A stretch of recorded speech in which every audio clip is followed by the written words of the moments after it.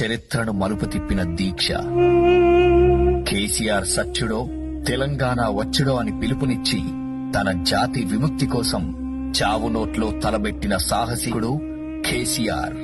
కేసీఆర్ శవయాత్రన, తెలంగాణ జైత్రయాత్రన అంటూ ఋషిలా, తపస్విలా, మహాయోగిలా సాగించాడు దీక్ష.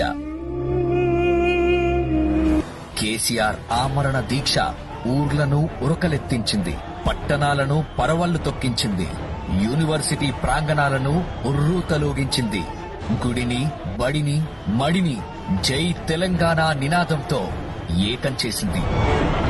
ఆరోగ్యం క్షీణించిన, ప్రాణాలకే ప్రమాదమని తెలిసినా, ఎందరూ బతిమిలాడినా, విన్నవించుకున్నా కూడా వెనక్కి మాత్రం తగ్గలేదు.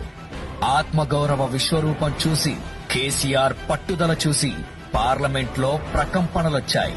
ఢిల్లీ దిగొచ్చింది. తెలంగాణకు అర్ధరాత్రి స్వాతంత్రం వచ్చింది.